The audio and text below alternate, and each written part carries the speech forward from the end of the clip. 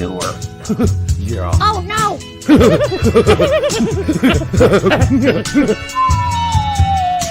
Matt, what the hell was that? Wasn't me, Coach.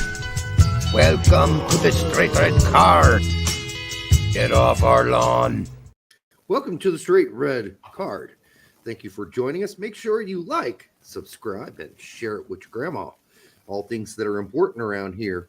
Today's show is once again brought to you by a returning sponsor, KY Jelly.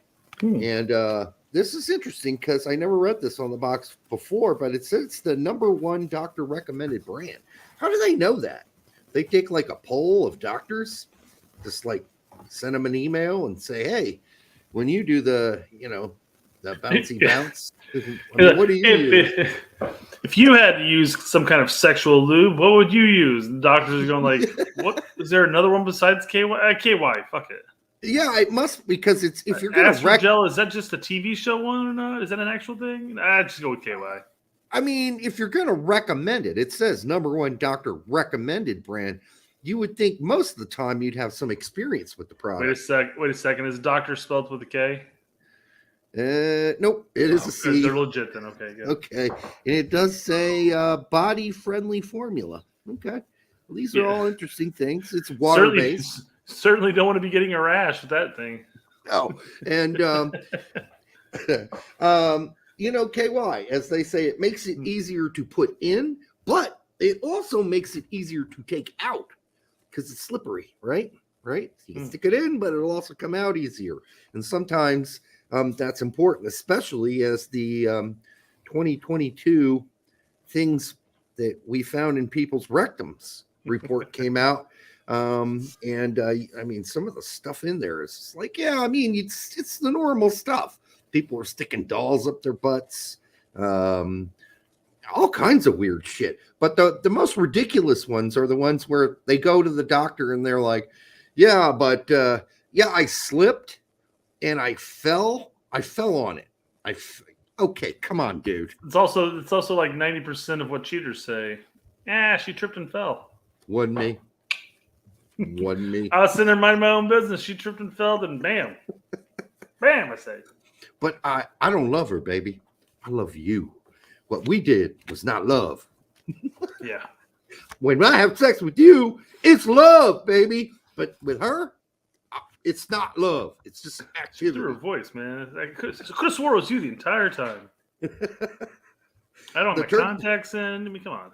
It makes sense. Well, we should probably go over some of those lists, by the way, when we get a chance. But the turd in the background says, welcome back to the Straight Red Card. I'm running out of stuff to say. Today I saw 2 rats fucking at the Chicago train station. Wait, it was GGG and my wife. Ooh, I think if it was a rat, probably wasn't GGG and your wife. But anyhow, GGG betrayed me. No more intros for him.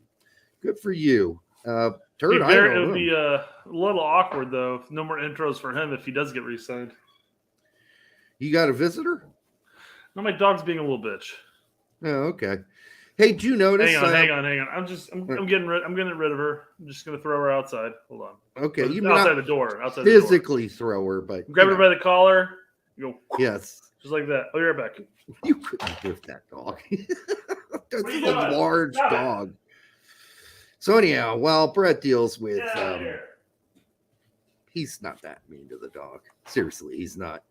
He's just getting it done. Oh, I can see your comments, by the way. We got Jose Lopez in the house, Nicholas Bowen, David D, Kenny P, Chris Gary, Jose Lopez, the turd. Chambers is up in the chamber. So good to see. And by the way, one of the commercials that have been regularly playing, at least when I rewatch our shows to make sure we didn't say anything too idiotic, is Izzy Wheels. Have you seen that one? Izzy Wheels? It's the cap for the wheelchairs and shit, right? Yeah. Started out as her college project, and now she's selling it like in at least 2 countries. Yeah, and I felt really bad because I had one of those moments with our friend. Remember our friend with all our soccer friends on that Facebook page, and before that it was Sports Illustrated. Mm-hmm. Remember when we'd be just talking about any gal or any chick at all, and the first thing he would say is, "I'd do her." Yeah. Remember that? I'd do her. A lot And of we'd all us. be like, we're not even talking about doing her. What the fuck is wrong with you, dude?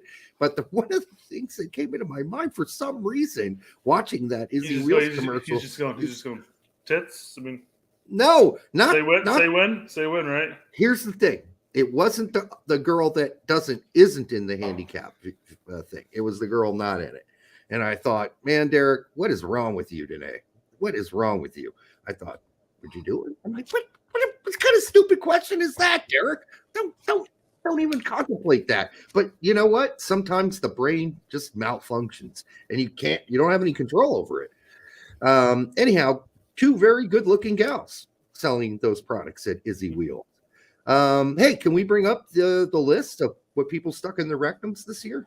Let's see why not. Well, not just rectums, apparently ears too. I know we don't need to do ears, do we? Idiots stick all kinds of weird shit in their ears, like small shit, like let's see. All right, we can do a couple of plastic owl. I did not check that one. So plastic owl. I jumped straight to the rectum on this list. I skipped past the ear. Okay. Anything a weird? beauty shot from distance. That's not good. That just feels like that's unfortunate, really. Yeah, a monkey noodle. What the fuck stylus, is that's like, I got something itchy in my ear. Can you zoom in a little more? Yeah. What's a monkey noodle? Anybody? Right now. Insect doesn't count. That's no, they fly nears all the time. Plastic sword? I believe it's called S-word, Derek. Jesus Christ. Lollipop? A thermometer? Yeah, I mean, most of this is just stupidity. But if they were little kids, then little kids stick to shit, all kinds of things. Ears, noses. You get Legos up people's noses and shit. So we can skip them. Most of these are probably kid.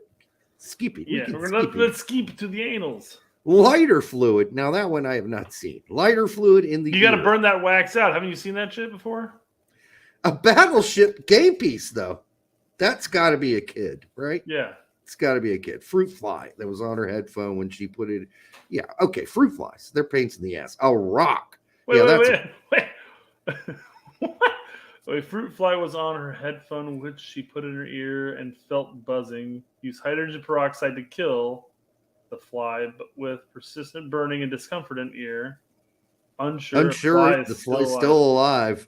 Well, probably be buzzing. Story and a half right there. Yeah, you could feel it going around. By the way, BMR says monkey noodle is a kid's toy. Of course it is. So it's got to be another. Most of these are kids. I'm telling you. Ice cream cone. You don't stick an ice cream cone in your ear. You stick yarn up your nose. I mean, I feel like you can easily pull it back out.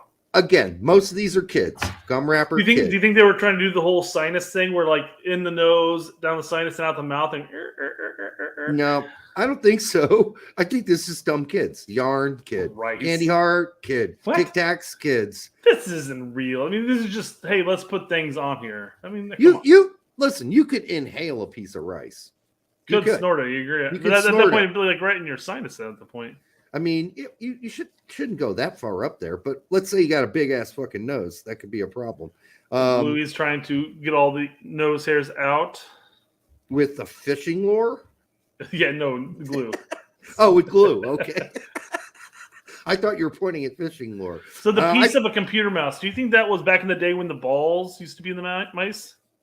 I don't know. Some kids shoved the ball up their nose? No, but this is the 2022 list. Oh, this good call. Good call. Yeah. So this is just an idiot who broke his mouse and then stuck some piece of it in his nose. But the fishing lure thing, I'm sure, was just a fishing. You know, when you're fishing, just an accident. That shit went up his fucking nostril. You know, diesel fuel. That's another thing. Let's skip the throat. Come on, let's just get down to the business. There's nothing. What the penis? A car key? What the fuck? A wooden spoon? Okay, these fuckers in Seattle are getting out of control. Start your engines, apparently. You know? Because seriously, this is all this shit's sounding stuff. Nail, pencil, some beads, 7-inch silicone tube. These are all people into sounding. They are sounders. Okay. Sounders. A comb teeth? Oh, what the fuck is wrong with people? A screwdriver tip? Oh, God. These people are gross. All right, USB cord. Somebody stuck a fucking USB cord. I just can't. This is just unreal. Derek, you have sometimes you go to extremes to charge your iPhone. I guess so, but that's just not the place to do it. It's the incorrect slot. Vagina, a coin. Okay, that's a new one. Well, of course, there's a screw there. Screw, of course. I mean, that makes sense. Was holding a pen near her vagina when the cap dislodged and stuck inside her. Right, sure it did. Tripped and fell. I tripped and fell again. 2 pencil sharpeners? There's the USB plug and play. Nicely done, Christopher. Yeah, well done. Fucking pencil sharpeners, butterfly charm, drinking cup, bobby pin, a drinking cup. Whew, that's hard. I feel like a golf ball is somebody's like, oh, these bitches over here are using ping pong balls. I'll one up them. I'm going to use a golf ball. But it's not coming out. Isn't there a bunch of that porn where girls shove stuff up their ass and then like golf balls and other things, and then they poop them out? There's lots of that shit. So they're experts, I guess, and these people are not, because a golf ball, unless you stuck it way, way up there, should come out of your vagina. It should come out. Flashlight placed in vagina by patient at home, but had no intention of it becoming stuck. No shit, really? You don't say. Well, she had to hold on to it because it takes 2 hands to work on the carburetor, right? Jesus Christ.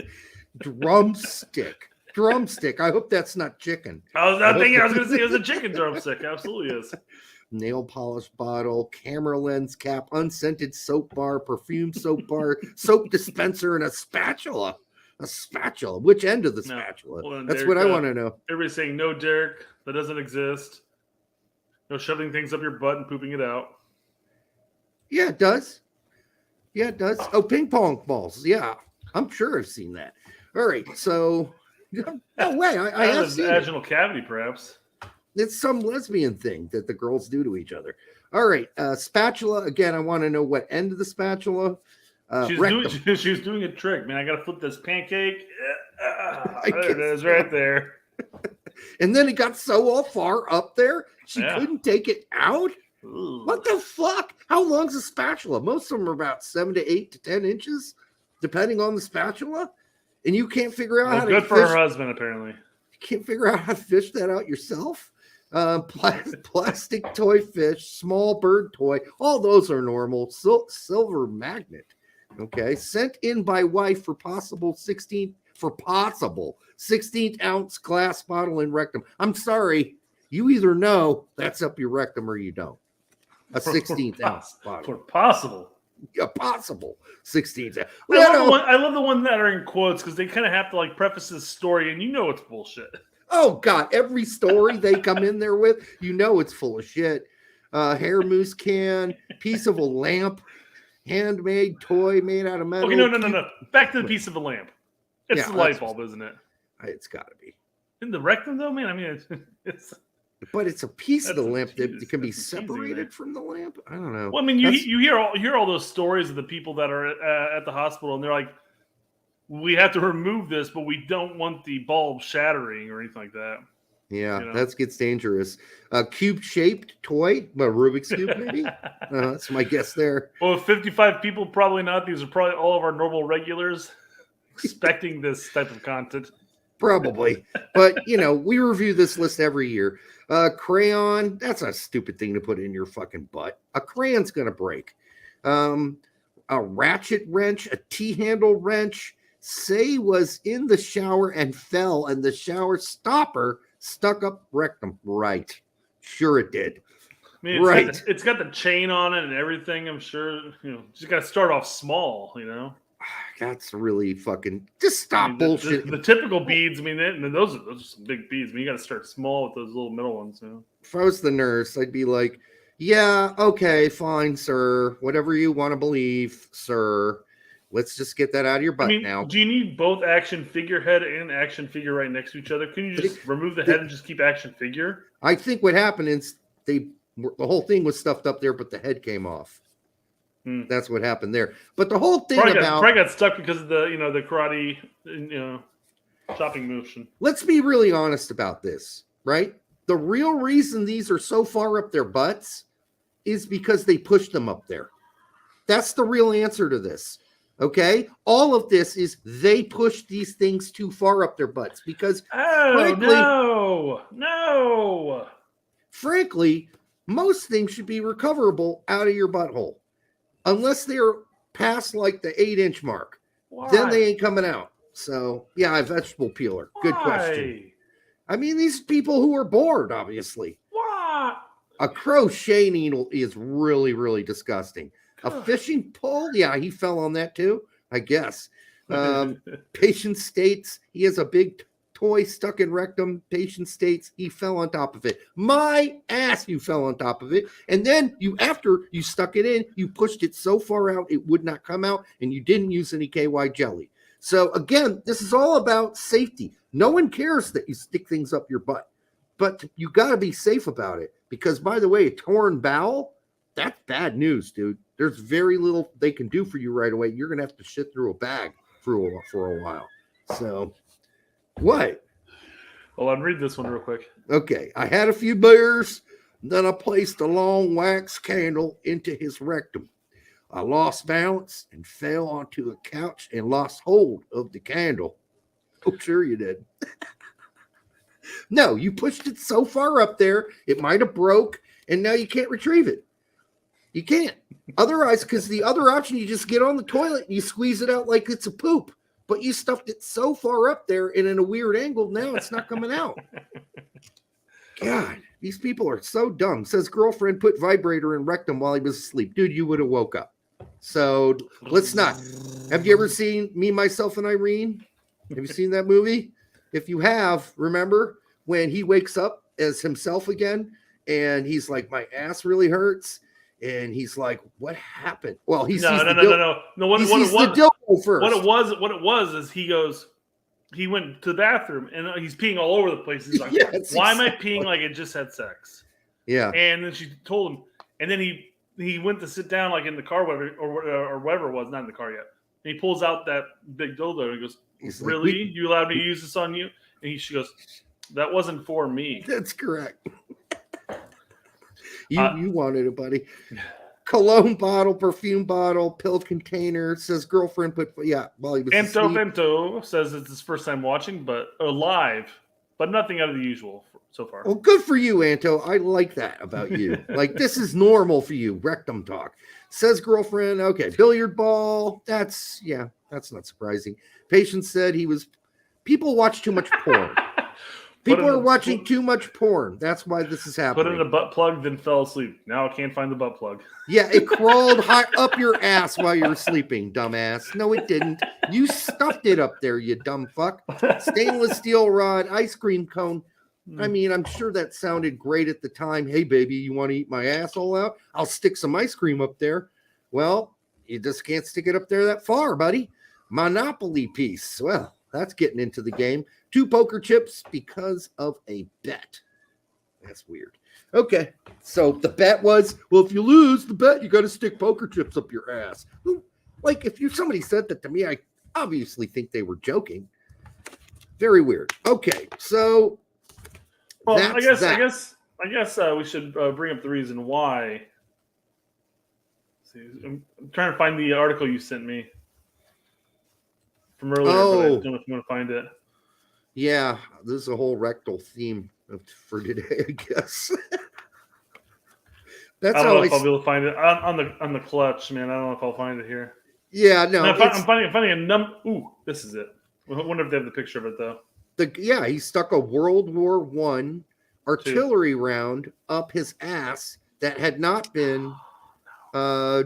It was active. It was a live round still, but it's such an old round. They didn't really have any fear that it would go off. But at first, they were really worried when he came in. It's like an 82-year-old man stuck a World War I artillery round, which was, I believe, 5 centimeters by 25 centimeters up his rectum. Yeah, there it is.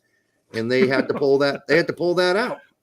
Listen, people, I don't care what you stick up your butt, but be safe about it. Be safe about it. And use some KY. Explosives just doesn't seem like the way to go. God, we got some weird people in this world. So in fairness though, Derek, we're highlighting them, so what does it make us? Yeah. Well, no, we're highlighting this whole beginning of the show is about safety. That's what this is about. Safety. All right. Yeah. It is. It's about safety. I want people to be safe when they go out and do weird stuff. They got to be safe about it. So guys, if you've had enough of the rectum talk, there's 67 of you guys in here watching us. Make sure you go on there and like us. There's only 23 likes currently. Oh yeah, let's get up to 50. Yeah. All right. Did you see McKenny and Adams baking today? They were baking on the Leeds United channel. Baking. They had a baking contest. Can I recommend something to Leeds? Can you not put up a Chuckle show with I know they're great guys and they're very funny. It was very funny to watch the video of them trying to bake cookies against two guys who box for a living. It was a baking competition on the Leeds United YouTube channel. But is this really the time to do it? Can we get a little further out of the drop zone or not be as close to it before we start making chucklehead videos? Well, they're looking to if they get relegated, they're looking to make Leeds are looking to make YouTube revenue by having content of their professionally paid players. There's nothing wrong with the concept of the video. The problem is the timing. Okay, this is poor timing. You don't put this out. Like, I'd have no problem with Reem and Jedi having a fucking baking contest right now. Now, would they agree to do it? I still find the whole concept of that kind of cringe, regardless. It's so stupid. But, yeah. I mean, the interactions are funny between, Tyler and Weston. But I think they lose in baking, too. They lost, yes. And they lost on top of that. So it's like, all right, you're losing on the field. You're losing, when you're baking. I don't know. I know BMR 219 says he didn't think there's anything wrong with it. Okay, well, you didn't, and probably some other people didn't either. But I think that, let's get out. Before we chuckle and life's a fucking, bowl of fucking laughter, let's get out of the zone. Let's win a couple games. My take is if you want some comedy, lightheartedness on their channel or whatever, give Weston a camera and he'll just run around practice being Weston. Yeah. And that's good content. I don't know, the whole concept of like, hey, we're gonna take these two players and turn them into a baking show, and I don't know. I haven't seen it, so I don't know. But I've seen other things do this before. Marvel does it. Are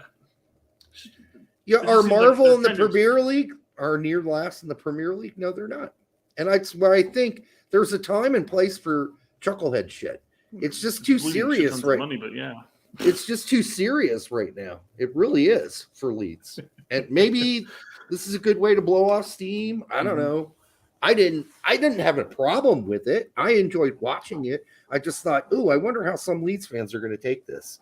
I wonder if they're going to be okay with this. Okay, some people are going to be okay with it, and that's fine. However, we can get to the Leeds game. By the way, is your dog doing shit again? Can you hear that? I can't hear anything. I have the gate up in front of the door because I don't want her knocking the door open in the middle of the broadcast and hear all of my kids and shit going on out there. And she's over there after, we're like 25 minutes into this, and she's licking the gate, trying to knock it open so she can wedge herself through. She's fucked off now, so it doesn't matter. Yeah, your old dog. She's an old one. Anyhow, we had the Leeds Fulham game this week, right? Which was a no loser for me because either way, I was going to win. Because if Leeds stayed in, I would have supported Leeds. If Fulham, which is my old team, who I supported, then we're going to be fine. Either way, I'm winning. And so the really disappointing thing about this, again, is we are seeing – I know your dog's driving you nuts. We are seeing the same shit from Leeds. Do you want to take care of that? Yes. God bless America. Okay, one sec. All right. The real problem we're seeing with Leeds right now, folks, is this the same fucking story over and over again. And I know you probably heard that from other people, but we can't continue to almost score goals. This has got to stop at some point. It's getting to the point where I have a hard time watching Leeds because I don't know if they're ever going to get things lubed up enough to score. And it's annoying. It's hard to watch. Obviously, you may have brought this up while I was scolding my dog as she came back inside here. But you had a nice little tweet talking about, lack of scoring, there's spazzes in the box and being foreplay, etc. And my response was, maybe if they'd score more than once in a blue moon, they won't be spazzes in or around the box. No, and that's totally true, metaphorically as well. Because listen, if you're never getting any, if you're not having those kind of interactions, after a while, give it 2 or 3 years without doing the, and when it starts to happen for the first time after 2 or 3 years, you're just a fucking mental mess, man. Some people say it's like riding a bike again, but not when you're 27 or something like that. Now with all the kids out there, like if you go 2 or 3 years without it, you're going to be a 2-pump chump. Dude, have you seen the stats on this? Kids that are between the ages of like 20 and like 27 men, they don't date. They're not having sex, man. They're a bunch of there are thousands and hundreds of thousands of fucking virgins out there who are in their 20s. We're going to have like a bunch of we were talking about 40-year-old virgins being a funny movie. No, that might be the norm. Like not long from now. 30 years from now, 20 years from now. It'll be interesting to see though their life expectancy in the end. I mean, will they live longer than those of us who end up dating and marrying? And not only that, Brett, I know. Well, yeah, that's stress of its own. Honestly, it is. But not only that, a lot of them are shooting blanks. Have you seen the sperm count on these young guys? They got no sperm count. It's way low, and so I don't know. We're just not going to have a whole lot of, maybe we don't need many more kids. They seem to be overpopulated, I think. Well, they use Japan as a prime example for this too. Oh, God, yeah. And they talk about the population decline there, and they're saying the Western world is following suit. I'm like, that happens with a lot of first world nations in that sense. Population booms die out. You have families that opt to not have kids, or you have families that may have one kid. And your population is going to decrease, while certain other countries' populations will constantly increase. Yeah, so it is what it is. It happens. I guess I'm not worried. It's the Earth's way and evolution's way of, I guess, turning down the population meter. Adam Wiggins says, Derek, address the rumors regarding you and your links to Fulham.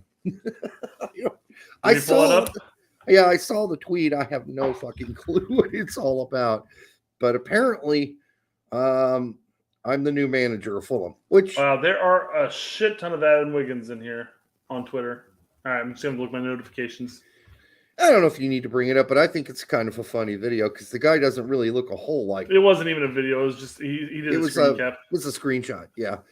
But anyhow, I thought that Leeds played a very good game, and believe me, that goal by Rudder was a fucking goal. That was a goal. That foul on McKennie was an absolute catastrophe of a call. I don't know how you can even make that call because the guy who was falling down his acting was so horrible. He might not be able to get this big enough. That's what she said.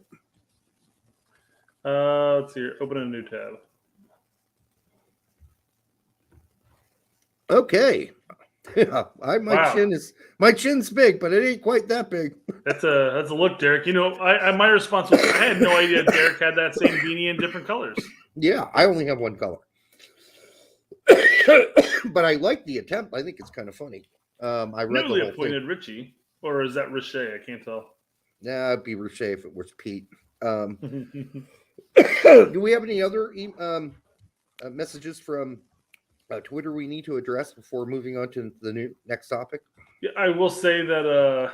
Let me zoom out of this real quick. You may have heard it as I was scrolling through while you were talking about Leeds. Larry has decided to go on another rant, and every time I go on Twitter, I have like 20 new notifications. I'm just like, oh my God, Larry, calm down. Okay, what's he ranting about now? The same old. Okay.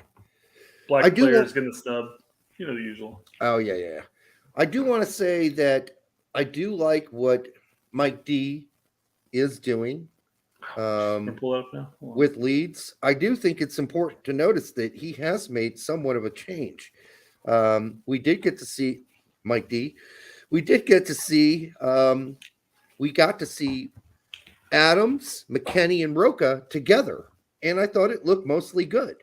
And I think going forward, if they do that again, it'll be good. It allowed McKennie to get forward. So when they were on the offense, it looked a lot more like a 4-2-3-1. But when they were on defense and back in the block, mid block, it looked like a 4-3-3. Barring that, Adams looked okay. Barring that pass leading to Fulham's first goal. It really wasn't Adams' best game. There's no doubt. It's probably the worst game he played. No, he's still got like a 7.8 rated. I mean, of course, you take I don't know if that's foot mob or what. Take it with a grain of salt, but yeah, nope. He still got like a 7.3 or 7.8. I was like, man, really? Yeah. What's he got to do to get below that? Well, he still does all the other things on the field that are really important. So I don't know if he can bust his balls for the rest of the game, but that was a very bad mistake. Let me drop it down to like a 6 or something. I mean, well, I don't. Realistic. Also, some people have said, "Well, what the fuck was Roca doing? He just jumped over the ball." Yeah, he did kind of pussyfoot out of that. But but the thing is that Adams had the easy pass instead of going to the middle. He had the easy pass out to the right. Well, it's going to be hard for him to get rid of that Jesse Marsh state of mind, which is go towards the goal, like get the ball. The guy to the right was closer to the goal. You know, maybe, yeah. I don't know. It was a bad decision. Let's just put it that way. A little longer pass though. What was this? Larry is such a chode. Okay. Chris, you might have a point there. Larry's a fun guy to talk to, man. He went into with Alec Eiffel for a bit, and he talked about how the USSF doesn't like scary black guys, and that's why they don't like Weston. And Weston would power bomb you, and he'd power bomb your sister. I was like. And I responded to Alec. I'm like, Alec, are you interested in getting power bombed by Weston? So here's here's the thing I don't understand about Larry. Larry, the guy who starts at right wing is Weah. Okay. Well, for now, who knows? It's gonna happen soon. He might saying he might be taking over for Johnson or Robinson in the end. At the last World Cup is what I'm talking about. There's player one. Guys that start in the middle, Musa, McKennie, Adams. There's 4. Okay. Who starts out on the right? Dest. I believe he's got some sort of African heritage. Who starts out on the left? Jedi. There's 6. African-American or players with African heritage. I'm not seeing the racism on the team. I'm not seeing it. Now, I do see people who are outspoken on the team, like Brooks and Miazga, who get kicked off the team and they're never coming back. Holmes is a good one. I informed him that he's not. I posted the picture of the knight from Monty Python and Search for the Holy Grail, the knights who say knee. I said, you're not a knight who says knee. You're a knight who says trap and Yule. And he laughed. He had fun with that one. Because he always brings up how Trapp and Yule got like X amount of games at the beginning of the tenure. Now they're really trying to force him in over these players X, Y, and Z. And I don't know. They're gone. I know a lot of people don't like him, but I mean, I enjoy his charm. He's a fun guy. He's a fun guy to listen to. Not much. I don't know him, so he has a sense of humor too. That's a good thing about it. All right. Do we want to take some questions? It's a shrubbery. Yeah, I got some stuff here. You got some stuff? We got some stuff. Before I hit the sack of shit list? Yep, exactly. Yes, we do have a list called the sack of shit list today. These are players who are currently unemployed. We'll get into that in a second. Do you agree? Jim Curtin has said that Ted Lasso has hurt U.S. coaches in Europe. No, I don't. Do I think it has set back the American coach 20 years? Yes, I do. Okay, so if Jim Curtin keeps saying things like this is not good. I'm starting to think I don't want him as our replacement for Berhalter. And it's not my pick anyhow, but I always thought he'd be an improvement. But if this is actually what he thinks, I think he's crazy. And this is my response. I go, it's a television show. People have to get over it. Oddly enough, it's less to do about soccer and more to do about mental issues and standard drama. With comedy as a topping, soccer is just the cherry on top. I'm sorry, but Jesse Marsh got a pretty good, fair year-long run with Leeds. And it wasn't all his fault. Obviously, the players didn't score when they should have scored. We can make that argument for him. But things were not changing under Jesse. They did not look like they were heading in the right direction. And did they use him to get McKennie? Yeah, they probably did. But I think McKennie would have came anyhow because Adams was there at Leeds. So did they use him a little? Probably to get Wober but they probably wanted to stick with, Victor Orta wanted to stick with Jesse. There's no doubt in my mind he did, but the pressure from the fans was too much. Even people who had supported Jesse have said, that's it, Jesse. Sorry, buddy. You got to go. And so he's gone. And at no point, yes, okay, were there people in the comment section who were like stupid American or whatever? Yeah. There were, but not the guys that matter. Not Connor, not Joe, not what's the other guy? It starts with a K. Oh, sorry. KG. Not the guys that people watch from Leeds. They weren't saying that shit. They were like, oh, Jesse's a nice guy, but I don't think he's right for the job. Now, I was pissed at Joe for a little bit because he celebrated it. He celebrated Jesse getting fired, which I thought was uncool because I thought Jesse put his heart and soul into that. And he's trying really hard, and you could see how frustrated and how much stress he was under and how much that weighed on his shoulders. But so I didn't agree with that. I think he should have done what Connor did, which is saying, hey, thank you for what you tried to do. It wasn't working, but good luck to you. That's a more respectful way of handling it. It was clear that Jesse, really tried to do his best and wanted Leeds to succeed. Yes. So at that point, don't shit on the guy. There's a number of managers out there that just go through the motion. If we get relegated, we get relegated. But you can clearly see that it was weighing heavy on him. He doesn't want to lose. The guy's a winner. Yeah. He wants to win. Yep, exactly. And he did help them stay up the season before. I say help because there were certain players that helped as well. Christopher Ellie, is that Ellie? Yes, says Ted Lasso was a high school football coach before Richmond. It has nothing to do with American soccer coaches at all, and Curtin needs to chill. I totally agree. I cannot believe Curtin's making this worse by saying this. Yeah. He's making all American coaches look self-conscious now. Mm-hmm. Whereas Marsh came in and joked about Ted Lasso. He joked about it. He said he'd never watched it, but he thought it was funny that people would compare him to Ted Lasso. So again, I think the only issue I have with Christopher's comment here is he wasn't a high school football coach. He was a D3 college football coach. Not in real life, or D2. One of the two. Oh, in the show. That's why I said Ted Lasso. Calm down. Okay, I'm just kidding. But yeah, no. Only it wasn't high school. As far as I know, I'm pretty sure that was low division college. Chambers says, feel like you need to have this conversation with Tact and Pete. Why so? Because they believe that this whole Ted Lasso thing is that has nothing to do with that. Just the Jesse conversations, because they're on board with the Jesse's not primed to be the next U.S. men's national team coach. Would be a bad thing. He's a one-trick pony that kind of just plays his game, doesn't change. But the thing is that we're not disagreeing with him on that. No, I think he'd be a quite a decent improvement over, say, Berhalter.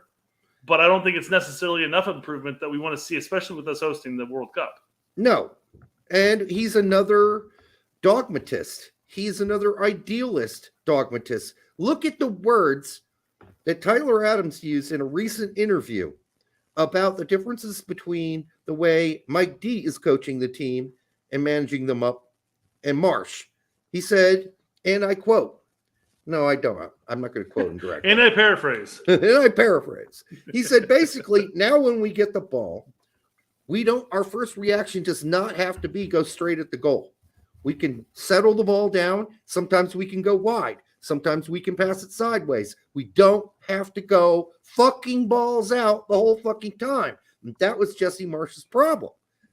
And when you're a zealot, the way that Jesse was in his version of Red Bull Ball, and that's what the way you want to play. Yeah, it's just chaos the whole time. The whole game's just fucking chaos the whole time. And that's what it looked like. Tact and Pete have talked about the show putting soccer back in the U.S. I think they're being overly sensitive about that. And you know what? We'll have them on to talk about sensitive about that. Oh my God, it's the silliest thing in the world. Yeah, I'm surprised they believe that. I mean, we'll have Pete on and we'll bring it up with him because I haven't heard that from him and I haven't heard Tack say it either. But I just think it's a fucking TV show. Get over it. I mean, nobody believes that Jesse Marsh is actually Ted Lasso in any way. They know that is a show. And yes, it's a good laughing point, but talking about Ted, yes, he's got deficiencies. He doesn't know anything about the sport, and yes, you can look at that saying like, oh, it makes Americans look stupid. But what he does portray in the show is he gets every single one of those players that are on the team to buy into his shtick, and he gets the best out of them. Come on, it's the silliest thing in the world, but I mean, it's a television show. It's like saying the character in Groundhog Day that Bill Murray plays is a bad reflection on weathermen reporters. Yeah. I mean, come on. It's a fucking show. It's a movie. It's whatever it is. It's not a reflection of real life. Yeah, and Ghostbusters puts a bad light on ghost hunters. Ghost hunters. Yes. Yeah, so it's or the movie Stripes. The movie Stripes is a horrible reflection on the U.S. Army. It's a fucking movie. First off, although the U.S. Army probably, by the way, the U.S. Army is probably a lot more like Stripes than it was back in the 80s. Stripes is a good fucking movie. If you guys haven't watched it, go watch it. However, I would advise you not to fall asleep watching the actual DVD copy of it because the same fucking 4 chords playing for the menu plays nonstop, doesn't legitimately end or restart the movie. It's nice. And it's just like nonstop, over and over and over and over. So again. You can't really get a good nap in or asleep. No, I had to go out and buy a new TV because I threw something at it. No, that's a lie. It's a lie. I turned it off. Brett does not have that kind of immense. What do you call that? That would be a temper problem, right? No, I do not have that problem, and quite frankly, the remotes. There you go. Problem solved. Well, there was that one night we argued for an hour when you were really drunk. I wouldn't say you had a temper, but you refused to give up. Pretty much right. Of course you thought you were right. Of course you thought you were right. 100%. I don't know what you're yammering about. I'm right. Hold on. Okay, so we're gonna bring you one. Marco Silva as U.S. Men's National Team Manager sounds great to me. By the way, Sam, it does. Sounds fucking fabulous. Is it going to happen? Probably not. I mean, as far as I understand, based on what Ernie said, they haven't even started a real significant search. That's what he said before he left. Yeah, nothing that serious has happened. What for the U.S.? No. They're still looking for the sporting director first, and you have rejection after rejection going for that. So from guys that, frankly, you would think would want the job. But I honestly do think that they have pretty cush jobs where they're at. Why rock the boat? Well, Peter Vermees wants to be the manager. He doesn't want to be the sports director. Let's be real honest about that. Maybe what Peter Vermees should have done was let them hire him as the sporting director, and then he could hire himself as the fucking Let's see, the new coach of the United States national team, day one, me. I will do both jobs, thank you. All right, what else we got? Don't worry, we have Sportsology on the case. Yeah, we're on top of it. I have that as much faith in them as I do as a room full of fucking suits. A room full of Ivy League grads. That's how much fucking faith I have in Sportsology. Not much. Bunch of fucking knuckleheads. Who have no real life experience in anything. Except for being the very best. Very best of the best. The very best. We had somebody in our comment section when we talked about them last mention how he used to work with a competitor of Sportsology, and it turned out that Sportsology doesn't know what they're doing. That's what he said. Yeah, that's what he said. They give really good PowerPoints, though. That's why Greg was one of their members. Yeah, you can find them online. They're fabulous. Fabulous. All right, all right. So, State of Football says on Alejandro Zendejas was not part of the 34-man roster for Mexico's called up by Diego Coca for CONCACAF Nations League. ESPN Deportes, why would he be? He's made his Zendejas has made his decision. ESPN Deportes previously reported he is set to make his international decision this month. Well, they were fucking stupid and they were wrong. Well, yeah, so apparently Mexico gave him a deadline. File your switch or never represent us.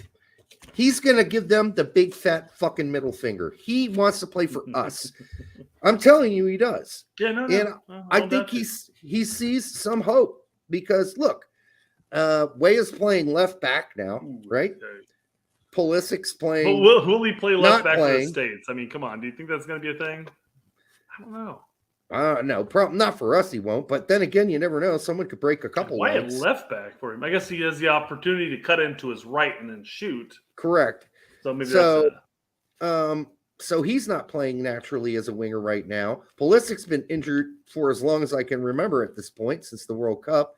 Who else isn't playing? Reyna's not playing. So he's got nothing on your mom. Aaronson's not playing. Aaronson's playing.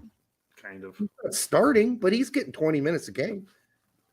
Sort of. I mean, but he's not really a natural winger. He's a CAM, and we don't play that position. So there you go. Oh, there we go. We can mark that off on the bingo card. So if I'm Zendejas, I'm starting to think, hey, man, things are looking better for me. I feel like me and Taylor Booth have an opportunity. And why did I say Taylor Booth? Because I think Taylor Booth is playing really well as a winger right now, too. Sure. And now Zendejas is currently injured, so I don't know how he can make this decision to join Mexico after. I mean, he's made it very clear he does not want to play for Mexico. I don't understand what more he could do. Take a Mexican flag, shove it up his anus, and flush it down a toilet? I don't know what else he could do at this point because he has made, I think, a very clear decision here. All right, what else we got? Well, and hell, his winter window, the January window, is definitely eye-opening for some fans who never really watched him play. It was definitely a decent window for him, given his support cast. It's not really hard to watch Mexican games. I know, but most people just don't, unless you're Mexican. Well, I'm not Mexican, and I watch his games. And I'm not Mexican at all. I mean, like 0%. I'm more North African than I'm any Mexican because I'm 0% Mexican. But I'm about like 8% Berber, whatever that is. It's like I don't think they call themselves Berbers. Yeah. It's a North African tribe that I guess went to Europe at some point. So anyhow, they dark people, but not very. I think they're actually probably considered Caucasian. I don't know. I haven't read. Derek, you look pretty dark, man. That's just because I'm really intimidating. looking. All right. I look like a fucking fisherman. Who are we kidding? All right. Who made this? Bald. Holding arm. Self-soothing. Cock shame. He's got his arm. Nope. It goes all the way down to the bottom of my hand. Not to my wrist, but the bottom of my hand. All right. Leaning left, not confident. Ugly shoes. Yeah. I mean, is this like a psychiatrist or no? What do they call those people that do personality? They do personality assessments based on your physical movements.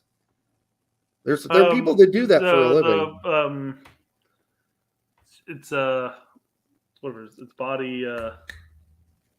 Full of shitters. That's what they are. That's what they're. They're full of shit. It's where they literally watch your movement and they're like, yeah, see, that's him being not confident right there. Yeah.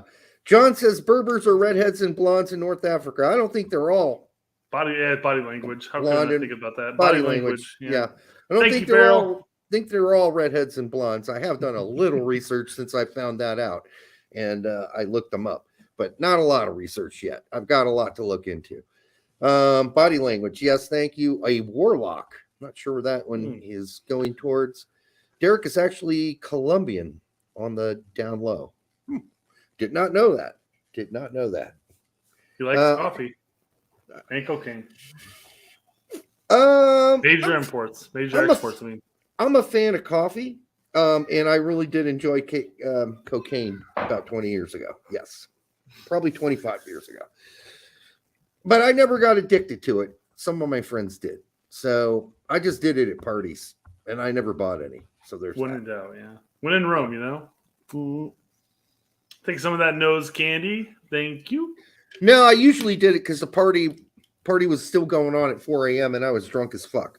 And there was no other way of getting back to consciousness and continue to party with the band and the other people unless I... You need an upper with a downer, right? Am I right?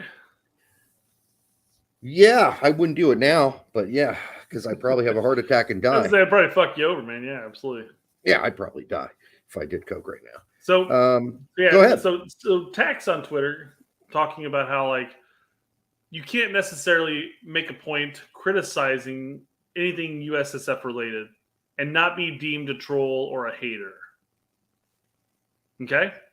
Seem right? Yeah. Seem accurate? I don't know if that's totally true, but it is true. I'm paraphrasing what he says. He may have said something a bit different. It's true for about 30 to 40% of the people out there who religiously defend U.S. soccer's every move. So, yeah, yes. I guess I should specify that this is referring to posting on Twitter.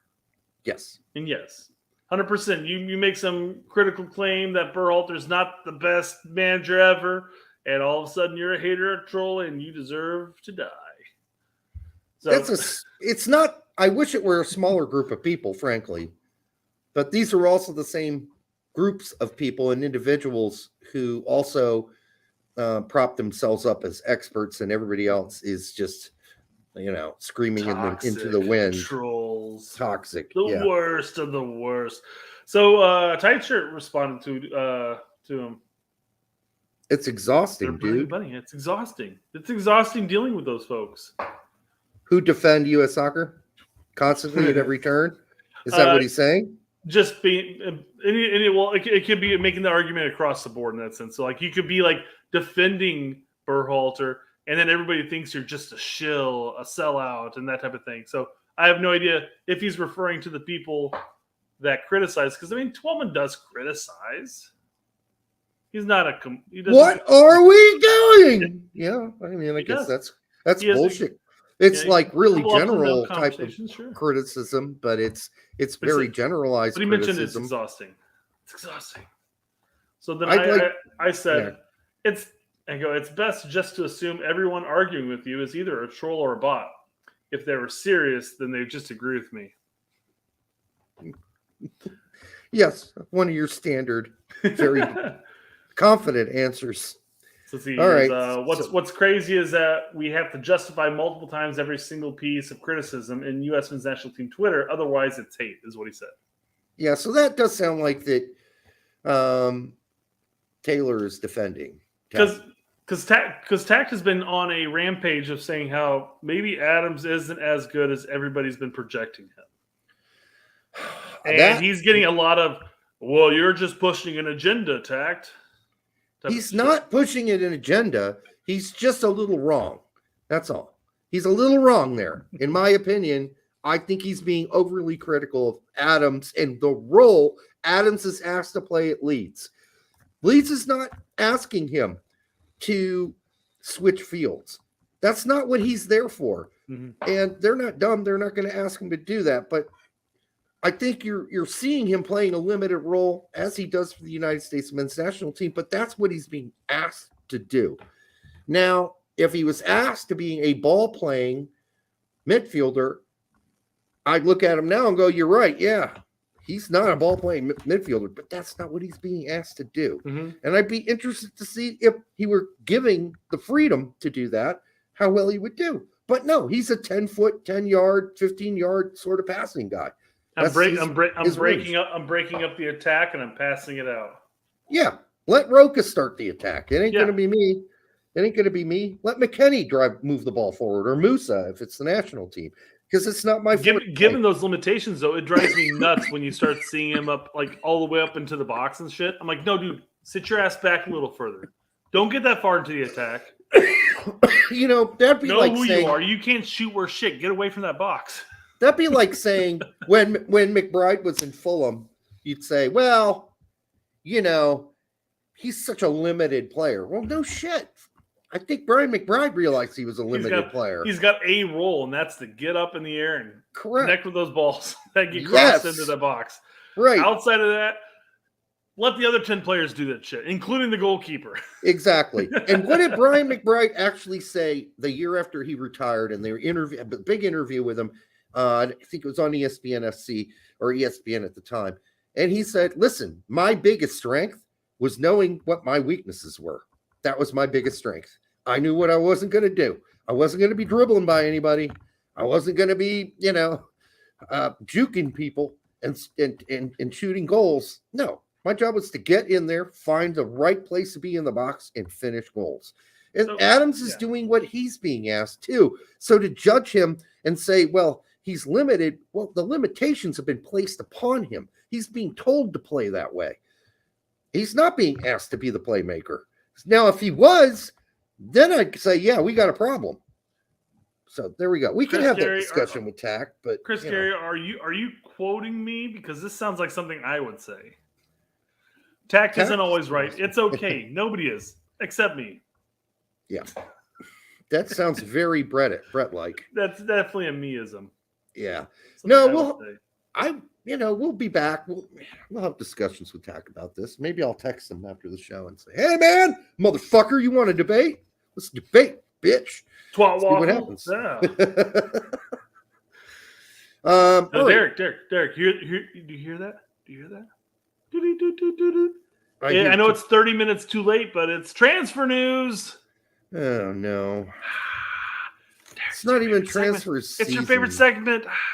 It's not even transfer season. That's the worst part. I think whatever happens with Valencia, I see him leaving in the summer. Yeah, because he's playing so spectacularly for Valencia right now. Because he's not. In the Premier League, there is strong interest. Chelsea. Fuck that. Do not go to Chelsea. Arsenal. Fuck them. They fucked you already. And Inter. I don't know. Inter's sort of a fucking glory days are past them. Are the most interested clubs, but it will take time. Well, those are the choices. Yes, it's going to take time because I wouldn't move to any of those fucking clubs if Valencia stays up this season. Just stay with Valencia or find a new manager or something because the way Valencia plays makes me want to fucking stab an ice pick in my fucking eardrum and kill myself. I thought you were going to say rectum. No, because we've learned our lesson from the earlier part of the show. Do not stick things in your rectum that don't belong there. S27 has it down packed. Literally everybody has been linked to Chelsea. Fuck, I've been linked to Chelsea. He said the word fuck and Chelsea there. Fuck Chelsea. They're a bunch of fucking morons.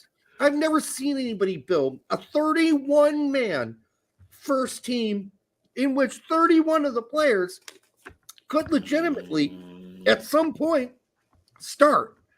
It's the most ridiculous thing I have ever seen. Not only could they possibly start, but they shit the bed.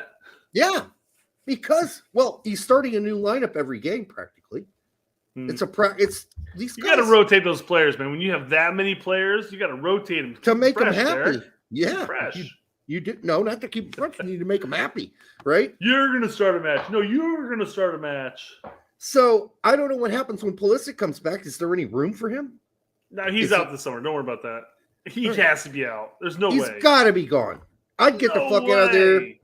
First taxi cab. I've been like on the phone with my manager, like, dude, he is signing everybody. Get me the fuck out of here. Yeah. I would be out, dude. I'm not sticking around because this is totally dysfunctional. What's going on right now at Chelsea? And Potter loses any more games like that. He loses a couple games in the next 3 games. He's gone. He's got to be gone. Yeah. I just don't understand how he's still there. So, I know every week when we have transfer news that we bring up the concept of all the big clubs are keeping links with all the possible players. And we talk about this. Links. You're linked to Bayern. You're linked to here, and like, of course, they're keeping tabs on them. But will it happen? We're not the only ones saying that, though, Derek. Other people are saying that. Did you know this? Eric Wynalda says this. Chelsea and Arsenal do not have him on their list. Just to clear that up. Poor Eric. Do you hear Eric talking about moving to Europe? Yes, because somebody's like, Eric, you're our only hope. And he goes, well, good luck with that. I'm moving to Europe. Yeah. And I said, well, moving to Europe ain't going to keep you off Twitter, buddy.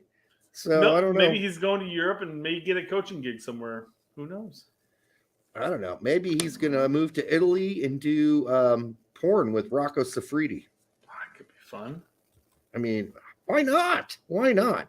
Mudryk, Maduk, Sterling, Havertz, Mount, all floundering over and overpaid.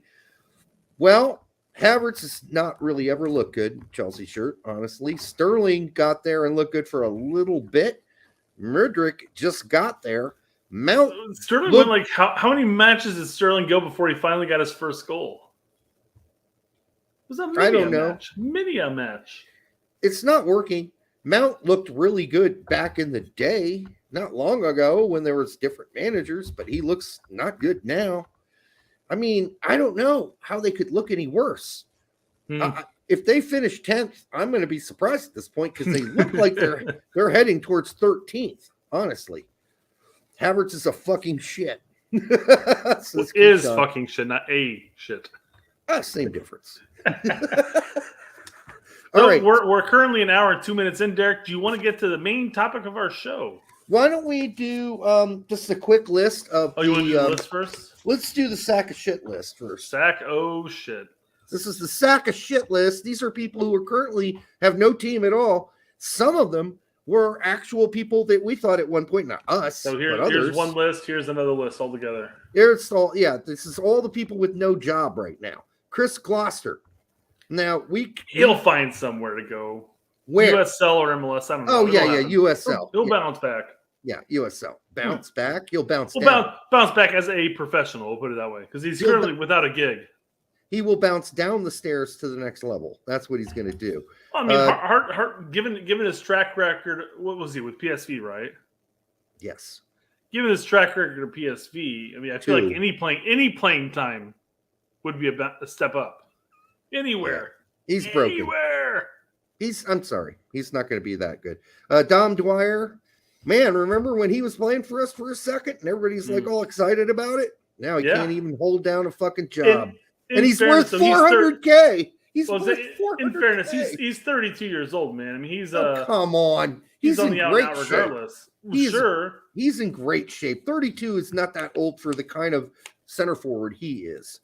He's big, physical, in the box kind of guy. He's not going to outrun you. Nobody's going to pay 400K euro for that shit, though.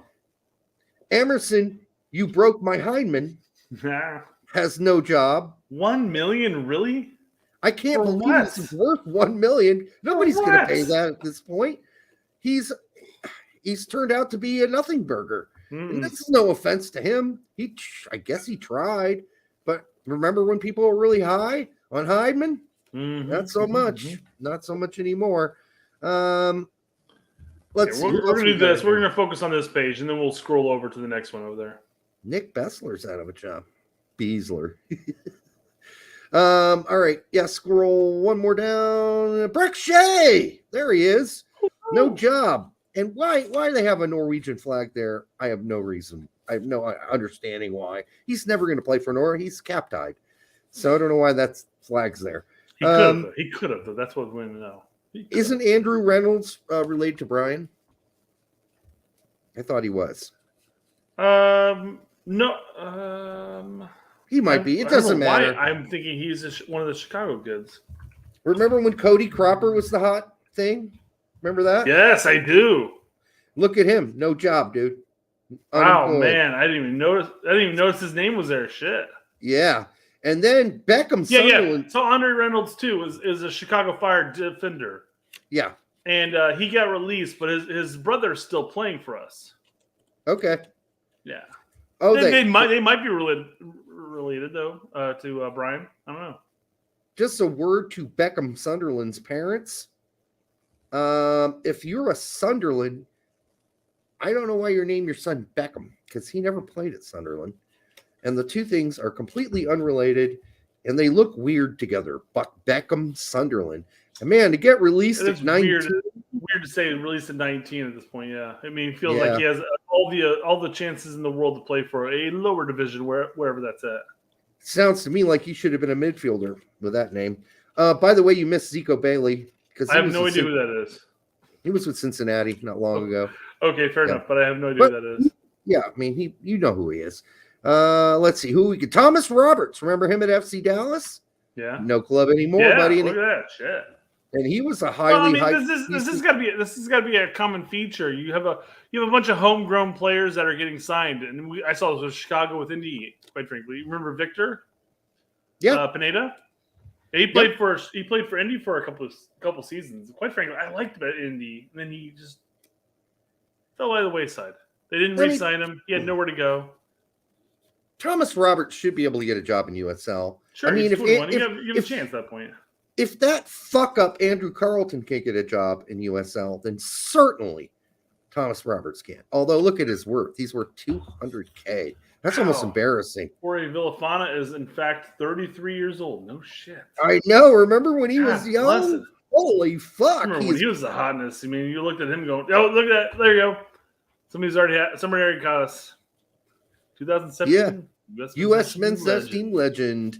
He was our only left back at one point. It's the only guy we had hope for. But You're anyhow, our only hope. Yeah, I think injuries are going to keep anybody from picking him up anytime soon.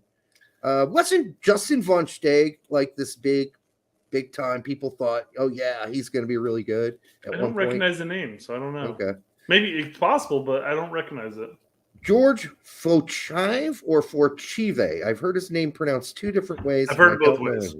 Yeah. So he's old. Makes sense. Central midfielder. He did get some time in MLS. God, Jeff, 37 years old. No shit, he's out of the biz. Man, Jeff, you're down to 150K worth. So why don't you just fucking retire, dude? Why stay in the hunt for a team? I will say this. I would give up my job any day of the fucking week to get paid $150 to go play at MPSL. $150? That's it? Yes, 100%. Why the fuck not? Remember $150 a week. Let's go, guys. I feel like, what's his face on SNL when he interviewed Paul McCartney? Who's the big fat guy on SNL? Chris Farley. Hey, you remember that? That was really cool. Hey, remember when you were in the Beatles? Yes, I do. Oh, dude. That was cool, dude. God, I'm so stupid.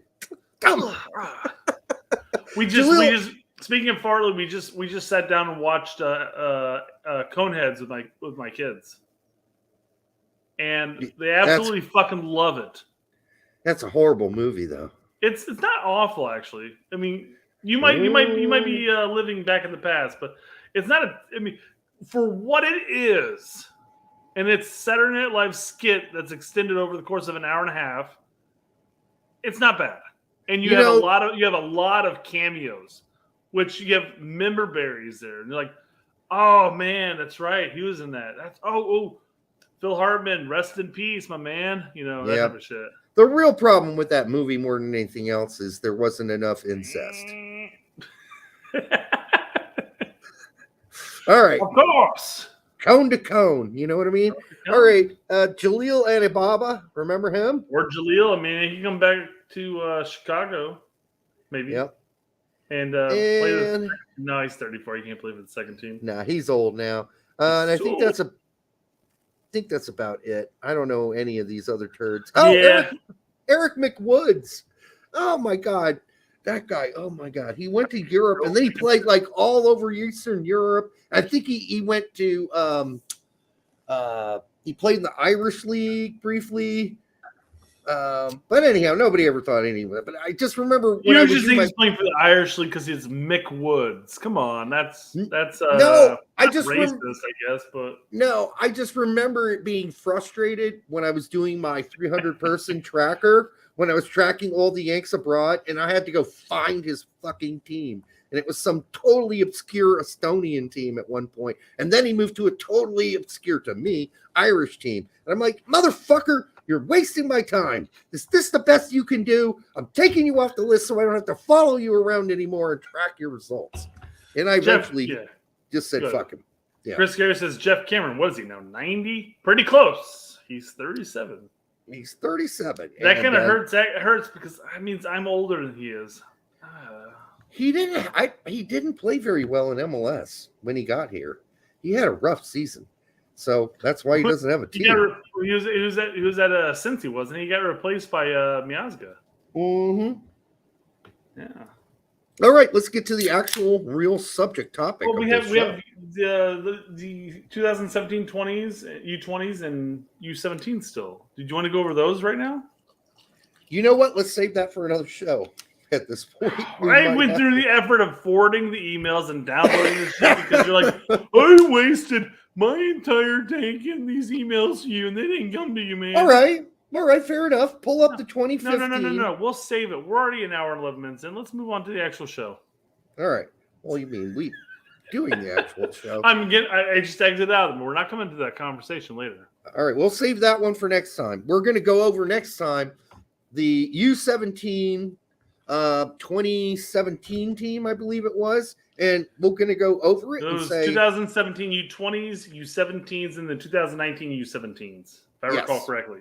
We're going to go over those lists, and we're going to say how many of those players off of those former teams actually are going to contribute going forward. Okay. So since this got brought back up, Mom and Dad don't fight. Okay. I wouldn't.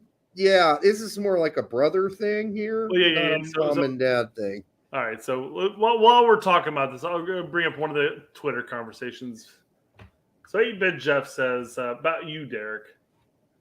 He seems to argue with you for silly reasons. You say something reasonable, and he fights you on it. Good to see you let it go, though. I think he needs to switch to microdoses of engineered edibles to keep him level when he doesn't smoke, or when he can't smoke. I wish he would have provided an example. Well, and then I responded with, LOL, I enjoy our little squabbles. If we agreed all the time, it'd be lame. But sometimes, it'd be lame. Sometimes I say the exact same thing he does, and we butt heads for some reason. That's happened before. Like, you'll say something, I'll say the exact same thing. You're like, no, Brett, blah, blah, blah, blah, blah. I'm like, dude, I said the exact same thing. It might be like the smallest of nuance. Yeah, exactly. Yeah. Minutes, but neither of us take anything personal, and that's the reason why we can move on quickly and easily. Because this is all fun for us. Even when we bicker and moan at each other. You guys even when like, oh my God, Derek, or you're like, oh my God, Brett. And I'm like, we move on immediately because it's for shits and giggles for us. It doesn't even register as a disagreement. Exactly. Yes. 100%. 100%. We're just sitting there like, well, I always tell this about my friends because my wife, when we first started dating and into our early marriage and stuff like that, she'd always make a comment about me and my friend Chad. He's not been on the show, but he's been broadcasted on the show before. Sure. Where we like to argue for arguing's sake. And we talked about, and this is going to be kind of a Fisher traffic conversation, I guess, but not really. Mm-hmm. But there's a railroad that goes through Fishers and Noblesville from downtown. Yeah. And we got in this argument as far as where the railroad goes to. And I'm making the argument like it goes up towards Lafayette and etc. From wherever from Lafayette, who cares? Because, I mean, after you pass Lafayette, who the fuck cares about that part of Indiana? It's heading to Chicago, basically. That direction, Yeah. And he's like, no, dude, it's heading over towards Fort Wayne, etc., etc., etc. And we're bitching back and forth. And EB's like, oh my God, shut the fuck up. And finally, a friend of ours is looking it up and he goes, okay, guys, I have the answer for you. It's both. The railroad goes both. Exactly. It goes in Lafayette. But we sit there after pissing everybody else off. We're just like, huh, okay. Next topic. We'll move on from here, guys. So us Derek and I bitching at each other from time to time. It's just for fun. small. It's We like don't when care. I bitch at Tact or Yeah, even it's Pete. They don't care. no, yeah, guys. laugh. There's no drama involved here. Yeah, we laugh about it. Yeah, Derek was bitching. It was saying how I was drunk and bitching at him about something that I was wrong about for an hour, and I'm like, no, dude, you're That's wrong. how I saw it. I was right. I may have been drunk. I'm not gonna lie about that. Yeah, that's a lot of texting though. Yes, I remember that. It was about Stefan. Was that about Stefan? Could have been. Something? Yeah, could have been. I don't know what it was. Yeah, his railroads on my bingo card. I doubt it. That's why I said it's Indiana. It's Indiana traffic or Fisher's traffic related. So, yeah, exactly. Did you guys happen to see OJ Simpson give his 2 cents on the Murdaugh trial today? I don't know. nope. And my dad brought that up on the phone to me, asked me if I had been paying attention, and I said, nope, Murder's not a bad, lick. good. He has a couple of takes on things, especially when it comes to trials, that he's just like, yeah, this dude's totally guilty because he murdered her. And and you're sitting there going like, should you really have a comment here? should you really be bringing up something about this case? And of course, he's doing it just to troll people at this point, 100%. Yeah, 100%. I have no idea what's going on in that case at all. I have no clue whatsoever. I mean, I know of it, but I don't know what's happening during it. Yeah. P. Morton says, I'm living in Indiana. I'm hopping on to get the heck out of, he means hoping to get the heck out of the state. We'll move to Indy, dude. It's hopping in Indy. I like Indy. I like the Indy area. I have no complaints. I love it here. I like it a whole fucking lot more than Bloomington, Indiana. Fuck off. Hey, what's wrong with Indy? Yeah, I mean, Indy's legit. Indy's great. No, I said fuck off to Bloomington. No, I'm reading P. Morton's here. Okay. Yeah, there's nothing wrong with us flyover states. We enjoy ourselves. Yeah, there's nothing wrong with Indianapolis. I like it. Fun. I like it a lot more in Bloomington, as I said. So, and I think for me, Chicago's too big. I don't like Chicago. Derek was just tired of looking at a bunch of 19 through 22-year-olds wearing practically nothing. That's the only reason he's going, yeah. God damn it! I gotta get the fuck out of here. That's the only reason I stayed. I left because of the politics. And I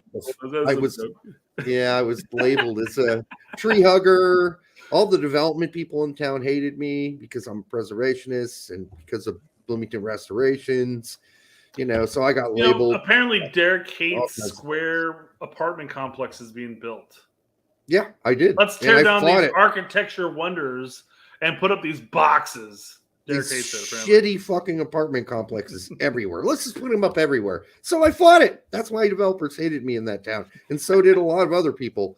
People with money hated me in that town. So I had to get the fuck out of there at some point.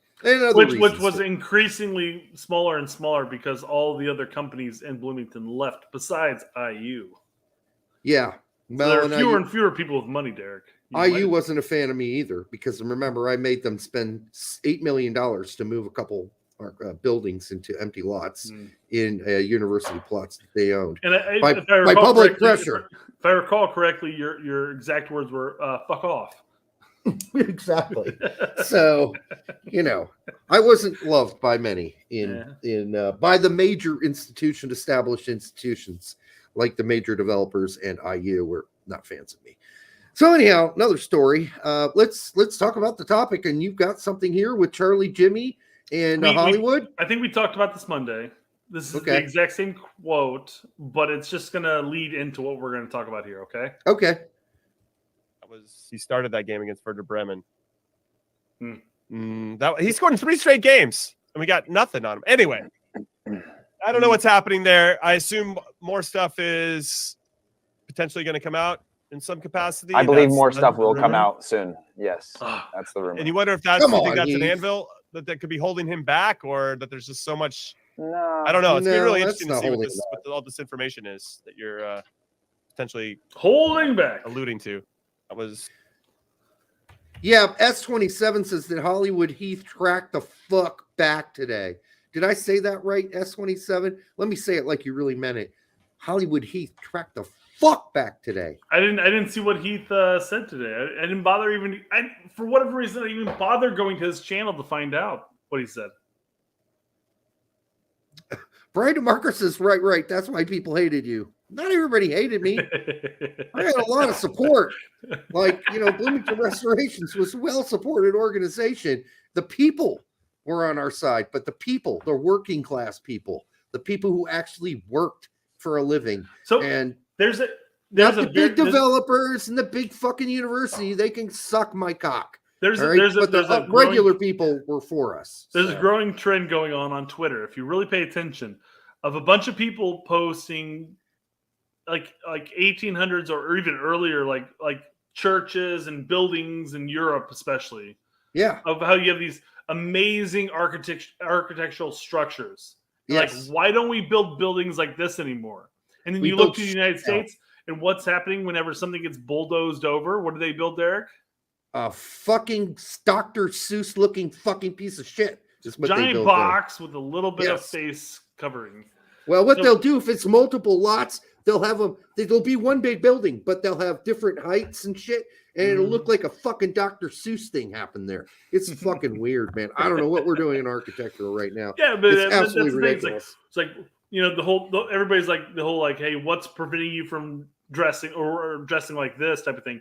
But what's preventing current architects from building architectural wonders like we used to do in the early 1900s and before?